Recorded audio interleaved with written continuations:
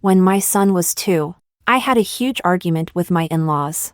And since then, I haven't stepped foot in their home. For over 10 years, every time there was a visit to my in-laws, it was my husband who took our son. On my mother-in-law's 70th birthday, my husband and son insisted that I go with them. Unable to resist their repeated pleas, I finally agreed. Before dinner, my husband handed everyone an 8 yuan bottle of milk, but he handed me a 3 yuan one instead. There are no more 8 yuan ones. Just take the 3 yuan one. Anyway, you always drink the cheaper stuff at home, and you can't tell the difference. My son chimed in after hearing his father's words. Yeah, Mom, just take it. At your age, does it really make any difference if it's cheap or expensive? It's just a bottle of milk. You don't need to be so petty. I smiled wryly, speechless. Chapter 1. I looked at the simple, unadorned bottle of milk in my husband Leo's hand. Then I glanced at the empty carton on the floor that used to hold the 8 yuan bottles of milk. Leo would give everyone their 8 yuan milk, but never to me. Suddenly, I found this marriage utterly meaningless. I didn't reach out for the bottle of milk. Instead, I looked up calmly at Leo and said, I want a divorce. Leo stared at me, bewildered, as if he were looking at a madwoman. What did you say? It's just a bottle of milk. Don't lose your mind here. The whole family is watching. Give me some face. You're over 40 now, and still acting like a young girl, fussing over a bottle of milk. I think you're doing this on purpose. Tell me, in all these years, have you ever fulfilled your duties as a daughter-in-law? You haven't set foot in my family's home for over a decade. Today is my mother's birthday, and yet you still have the audacity to make a scene here. Wasn't it just that, when our son was 1 year old, my mom and sister offended you? Is this your way of getting revenge? Hearing the commotion, our son Lucas stood up, his face displeased, and said to me, Mom, can't you consider the bigger picture? It's Grandma's birthday today, and we're all happy. Can't you just not ruin the mood? It's just a bottle of milk. What's the difference between the 3 yuan and the 8 yuan one? Don't you usually drink the cheap stuff at home? There's no need to be so petty, is there? I've heard about those things from Grandma and Dad. They were all trivial matters. Yet you haven't visited Grandma all these years. She still talks about you often, and I think it's time you stopped. Don't push it just because the whole family has been indulging you. I looked at Leo coldly. What have you told Lucas? Was I really the one being unreasonable back then? Chapter 2. Leo blinked, his expression showing a hint of guilt. He awkwardly tried to change the subject. Let's not talk about this now. My mom and sister are busy in the kitchen, and all the relatives are here. You, as a daughter-in-law, should make an effort to go help them. But just then, my mother-in-law appeared, smiling broadly, saying, No need. Helen and I have prepared everything. You all come and eat now. My son signaled me with his eyes to go to the dining room. I didn't want to sit down for a meal with them and put up a pretense of harmony. Yet, my husband and son dragged me to the table. I have to admit, my mother-in-law and sister-in-law had prepared quite a feast this time. There were steamed crabs that my husband loved, braised prawns that my son enjoyed, and even my favorite sweet and sour ribs. Seeing the plate of sweet and sour ribs, my husband winked at me and said, See, just now you were thinking of making trouble at my mom's birthday, but she didn't hold it against you. She even made your favorite sweet and sour ribs. Where could you find a better mother-in-law? My mother-in-law waved her hand, saying, As long as you're all happy, that's enough for me. I'm old and not of much use anymore, so I can't help with my children's affairs. Your sister needs 300,000 yuan more to buy a house, and she's been so worried she can't even sleep.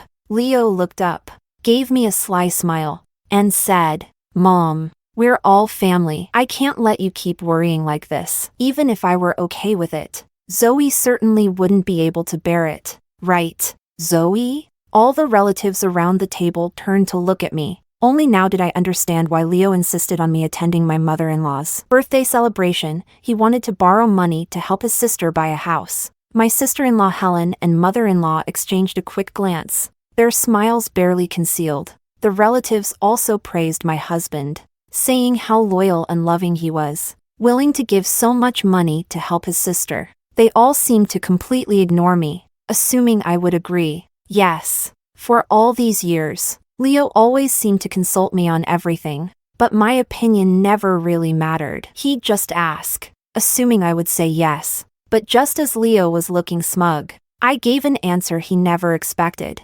Sure, as long as you divorce me, we'll split the assets 50-50. And then, of course, you can do whatever you want with your share, including giving $300,000 to your sister for her house. The atmosphere instantly turned cold. Leo, feeling his pride was hurt, glared at me and said, "How much longer do you want to act crazy? Do you want all the relatives to laugh at our entire family?" My son, impatient, slammed his chopsticks down. "Mom, can't you think about the bigger picture? Acting like this, you're only hurting Grandma and Auntie's feelings. Every time our family gets together, it's always so harmonious. Grandma and Auntie have always been so good to me. Why is it that every time you come, there's all this drama?" Chapter 3. I looked at my son in front of me. He's 18 years old now. He is my only child. And from the beginning, I loved him like he was the apple of my eye. I always hoped to give him the best protection I could offer. I thought he would grow up to be an understanding and considerate young man. But after all these years of raising him, I realized that I mean less to him than his grandmother and aunt, whom he only sees a few times a year. If that's how it is, then maybe I don't want this child anymore either. Lucas saw me staring blankly and thought his words had convinced me. Smugly, he said, "Mom, now that you've realized you were wrong, why don't you apologize to Grandma and Auntie? Sit down and join us for dinner? We won't hold it against you." I let out a cold laugh and said to him, "Lucas, look closely. Do you see any place for me at this table? Your whole family is packed in tightly. Where do you want me to sit?"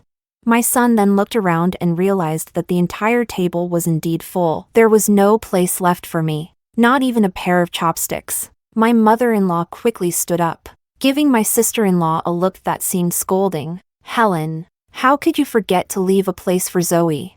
Helen picked up some food and, chewing, said a bit irritably, "How would I know she'd come? She never shows up when there's anything going on at home. It's always just us." So naturally, I forgot about her. Since I got married, I've always felt that my mother-in-law's family has treated me as an outsider. Before, Helen's words would sting, but at this moment, all I felt was sheer annoyance. Leo grew more impatient, raising his voice to say, "Zoe, it's Mom's birthday today, and there are so many relatives here. Isn't it normal if there's not enough room at the table? Can't you just take some food to the kitchen and eat there?"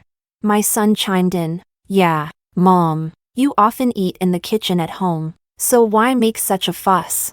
I frowned, looking at my son, who was so indignant. "Do you really think anyone likes eating in the kitchen? Every morning, I wake up early to make you breakfast, prepare clean clothes for you, and pack your school bag. When would I have time to sit down at the table and enjoy a meal? Even those 5 minutes eating in the kitchen are moments I struggle to find. I thought that while you and your dad were sitting comfortably at the table eating the breakfast I made, you would understand that I was sacrificing myself for you both. I never imagined that one day it would become the very reason for you to attack me. I've wasted my efforts raising you, and I accept that. Let's just say all my work these past years was for nothing." My son was about to say something, but my mother-in-law stepped in to stop him. All right. Let's stop arguing. It's all my fault. I shouldn't have celebrated my 70th birthday. If I hadn't, none of this would have happened." She spoke while wiping her tears, her head of white hair making her seem pitiful. But I knew her tricks well. This was just her way of adding fuel to the fire. Chapter 4. Sure enough, as soon as my mother-in-law finished speaking, Leo slammed his hand on the table, shouting at me, "Zoe, what are you doing? My mom only has one 70th birthday, and you ruined it. What exactly do you want? Haven't I been good enough to you all these years? Don't I always ask for your opinion first about everything in the house? Even if you don't want to lend my sister money for her house, you don't have to go this far. Now, apologize to my mom." Leo tried to press me down to bow and apologize to my mother-in-law, but I shook him off forcefully. "Leo, ask yourself honestly, every time you ask for my opinion, haven't you already made up your mind? You just pretend to ask me, and every time, I'm forced to give the answer you want. You've grown used to my compromises and sacrifices on everything. Otherwise, why did you give everyone here an 8 yuan bottle of milk? Except for me, the one with a 3 yuan bottle? Leo let out a cold laugh. It's all about that bottle of milk, isn't it? How greedy can you be? When we get home, I'll buy you a whole crate of 8 yuan milk. Would that make you happy? I shook my head. Leo, you still think this is about a bottle of milk? It's not. The reason you gave me the cheap milk is because, in your heart, I'm not worthy of anything better. You think I only deserve the cheapest option. Because, to you, everyone else here is more important than I am. I'm the one you can ignore. Leo froze, seemingly caught off guard by my words. As if I'd hit the mark on his true feelings, I turned and went to the living room to grab my bag from the sofa. I said to Leo, you and Lucas stay here and celebrate your mom's birthday. After her birthday, let's get a divorce. As I walked to the door, Leo finally snapped out of his shock. He seemed to realize I was truly determined to divorce him. He spoke in a flustered voice. Zoe, you need to think this through. Don't act on impulse. What can you do as a housewife? Can you survive without me? My son, holding my mother-in-law's hand, frowned and said to me, Mom, you'd better think this through. If you divorce Dad, I won't acknowledge you as my mother. The threatening tone in my son's voice almost made me laugh. For all these years, I've put him first in everything. My son probably thinks I would definitely compromise and sacrifice myself for him. But this time, it's different. I turned back and calmly said to him, whether you acknowledge me or not is your choice. And I have mine. I don't need you as my son anymore. You can stay with your dad from now on. After saying this, I opened the door and walked out. As I left, I slammed the door heavily behind me. Chapter 5. The loud noise as the door slammed shut felt like a final punctuation mark on this part of my life, this marriage where I had lost myself. I thought that after walking out of my mother-in-law's house, I would feel sadness and regret for ending the marriage. But the reality was far from it. I exhaled deeply,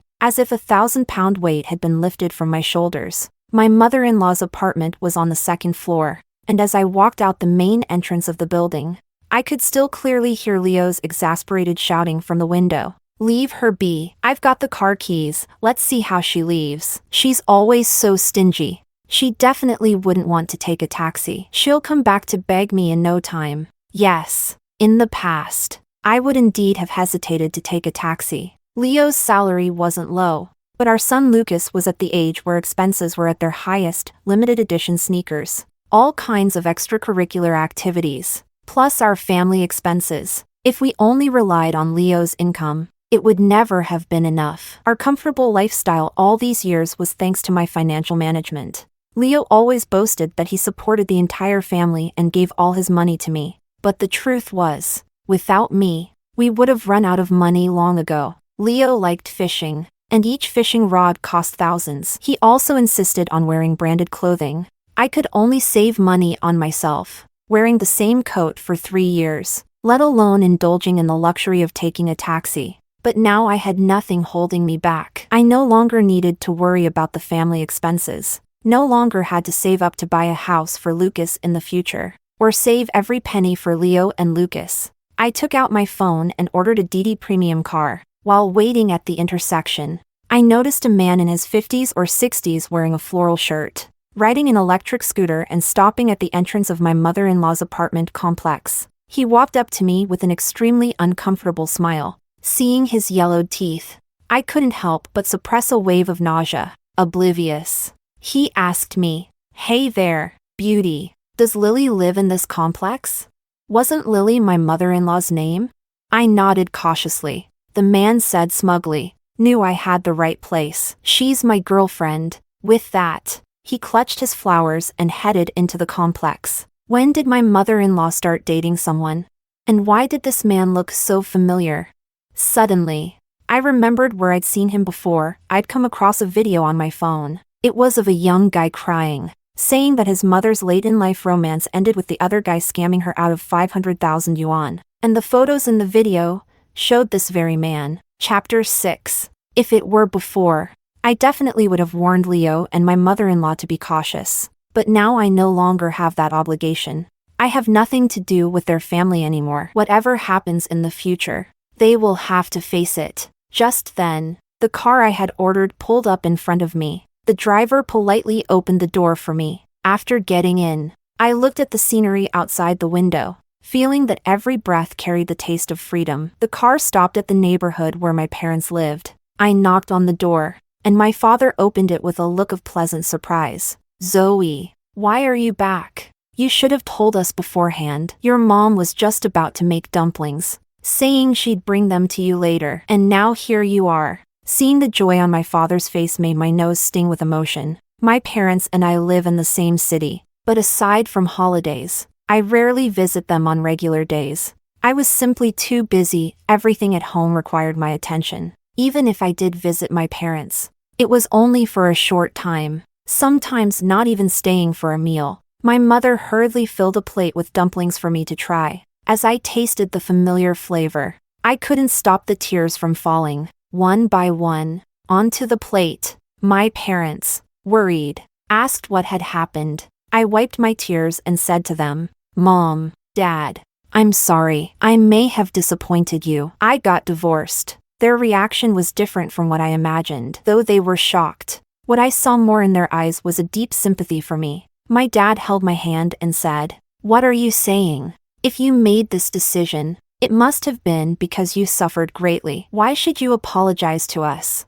My mom gently patted my back and said softly, "Zoe, I know you never got along well with your in-laws. Is this divorce related to them?"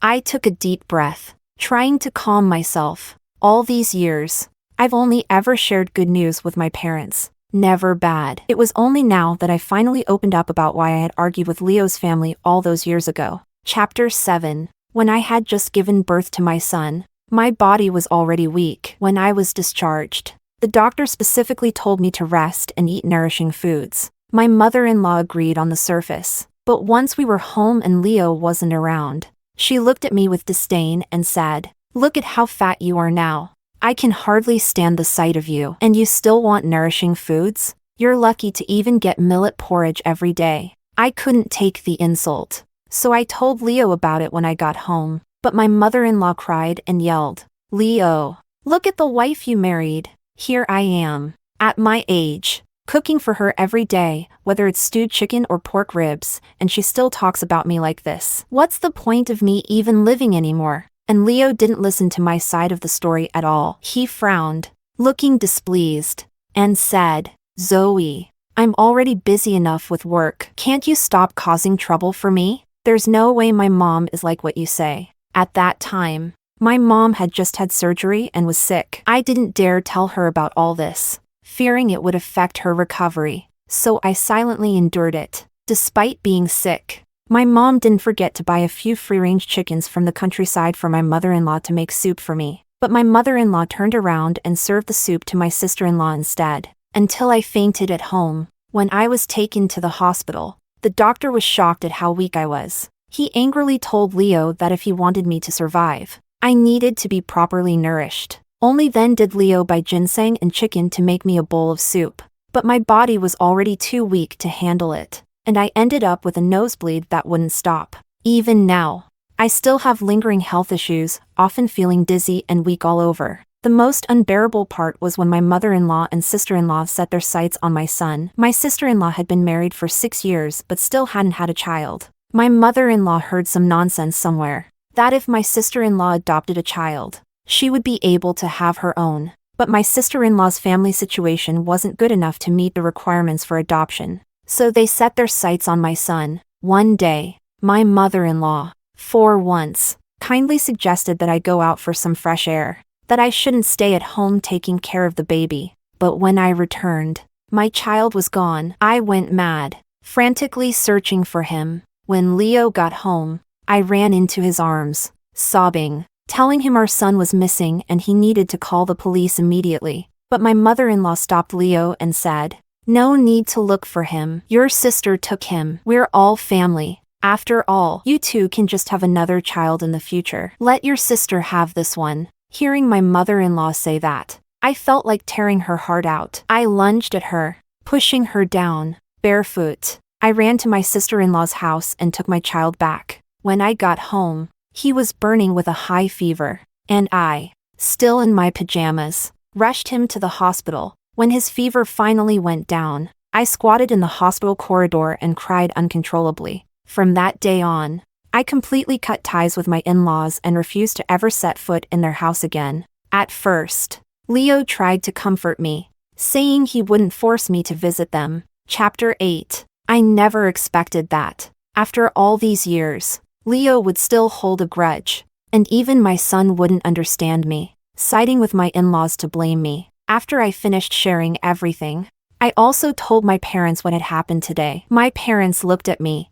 their eyes red with tears, full of sympathy and pain. My dad held my hand and said, "Zoe, you'll always be our daughter. No matter what, you don't need to stay with people like them anymore." I squeezed my dad's hand in return and said, "Dad, I even gave up my child. Aren't you disappointed in me? Didn't you and Mom love your grandson the most?"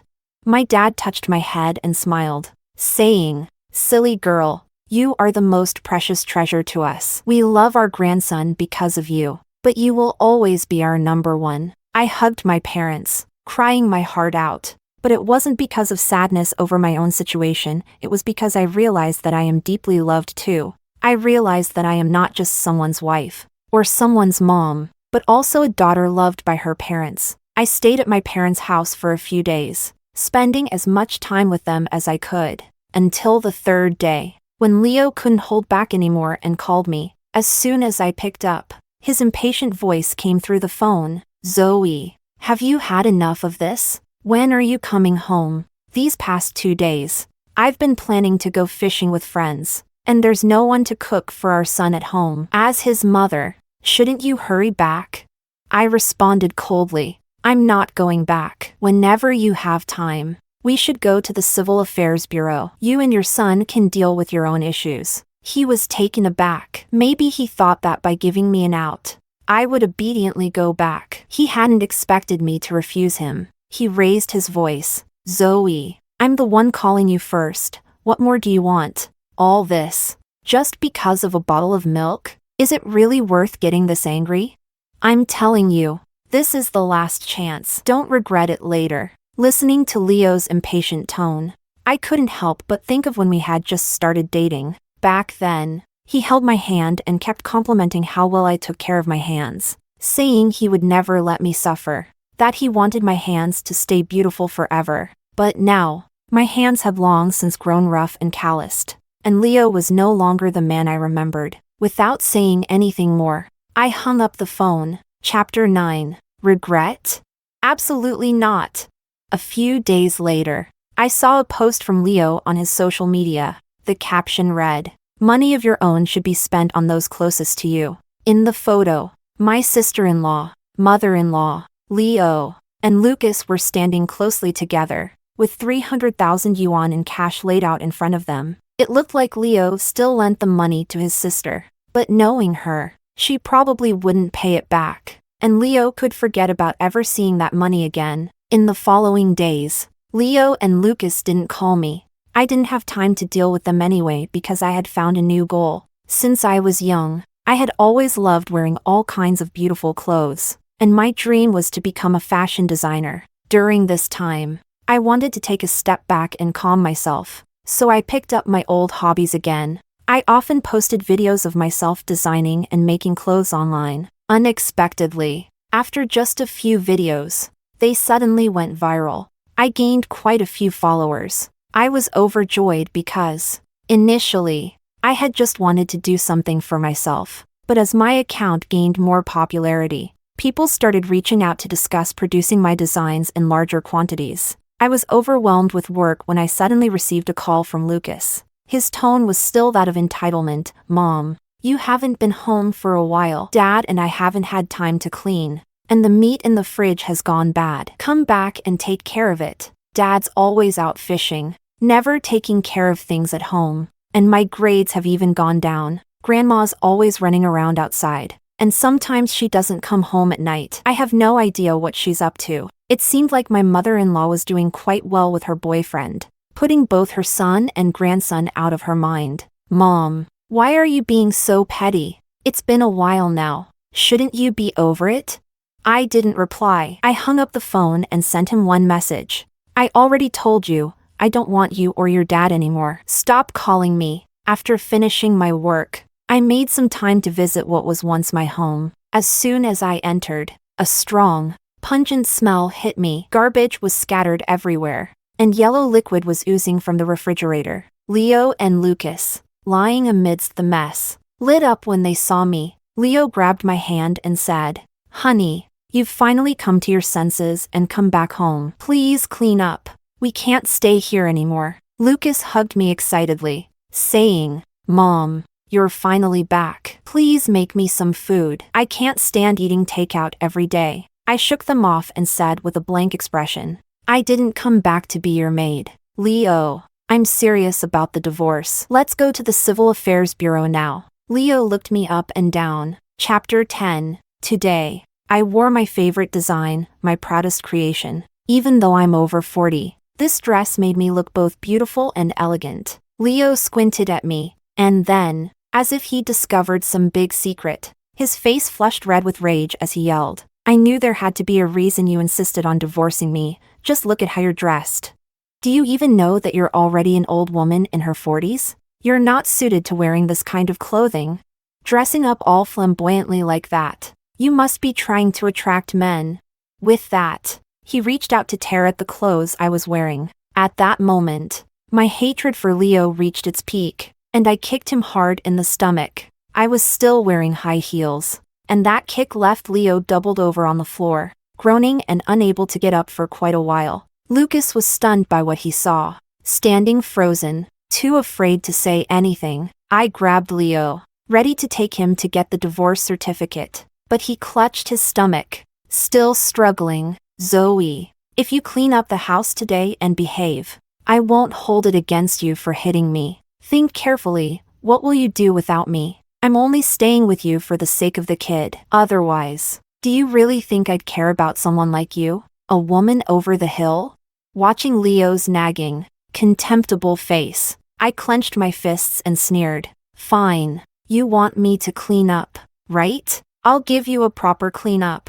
With that, I picked up the baseball bat leaning against the wall and swung it at the fridge in the corner. The refrigerator fell to the floor with a loud crash. "It's rotten. Spoiled contents spilling all over." I then swung at the living room table, cabinets, chairs, smashing everything until the house was a wreck. These pieces of furniture were things I once cared for meticulously, wiping them down every day. Back then, I was determined to keep this home intact. But what did I get in return?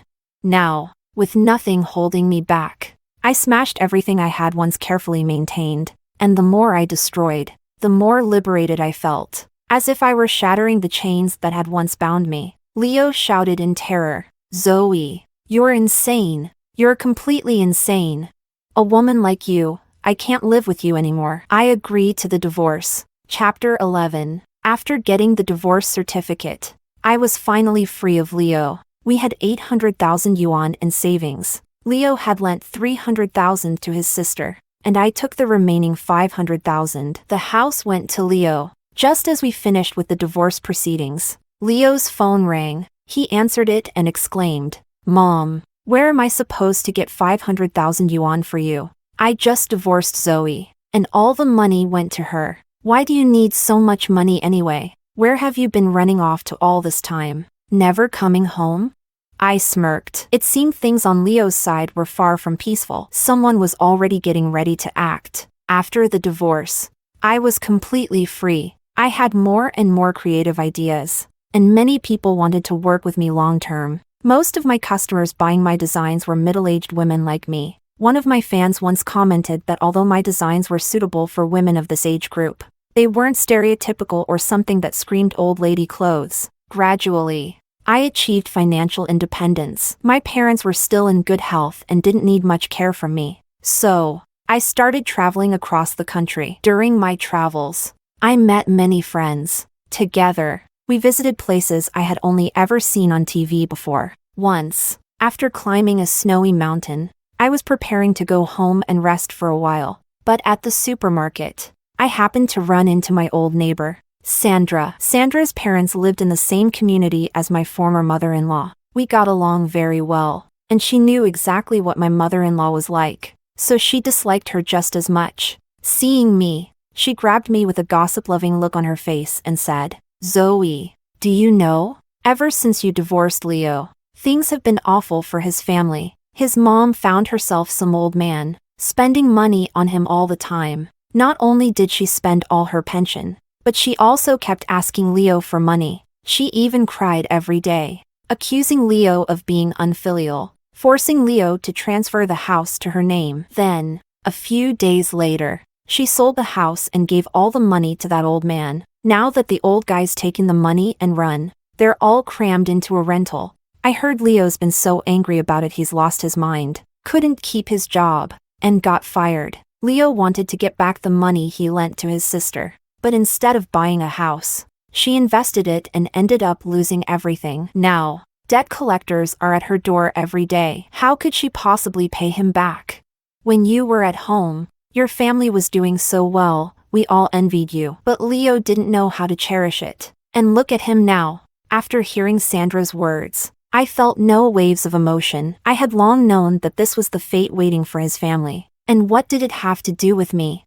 Chapter 12. After saying goodbye to Sandra, I left the supermarket. But as soon as I walked out onto the street, I spotted three familiar figures. Leo was grabbing my mother-in-law's collar, frantically questioning her. "Where is that shameless old man you found? Where is he? Give me back my house, or I'll kill you." My mother-in-law was crying and holding onto Leo's hand, pleading. "I don't know either. He said he would stay with me forever. Who knew he'd run off with the money from the house? He must have had his reasons. Please, don't be mad, son. He might come back in a few days." Leo's eyes looked like they were about to burst. He was just a scammer. And now look, we're all going to be living on the streets. Lucas stood behind them, staring blankly at the scene, his 18-year-old face looking weary beyond his years. He used to refuse to wear anything but name brands. But now, the jacket he wore had multiple tears in it. Leo refused to let go of my mother-in-law, and the two of them ended up scuffling near the overpass. Leo shouted hysterically, "You're the reason I have no money, no house. Today, we're going down together." With that, he pulled my mother-in-law toward the edge. She screamed in terror, struggling desperately. In the chaos, she slipped, and both of them tumbled over the edge. The scene immediately descended into chaos. Someone shouted, "Call 120, quick, call for help. Someone's fallen off the bridge." Lucas's face twisted in terror as he watched it all unfold. That's when he spotted me in the crowd. Like seeing a savior, he rushed over, grabbed my hand, and shouted, "Mom, I know I was wrong. Please forgive me, won't you? I'll never say those things again. I know it was hard for you to raise me all these years. Mom, I promise I'll always be on your side from now on. Please, don't leave me. Take me home. I'll do whatever you ask. I promise. You can have all the expensive milk, and I'll drink the cheap kind." I shook him off and asked coldly, "Do you know why? Before your grandmother's 70th birthday, I always drank the cheap milk and left the good stuff for you all. And why that day I refused?"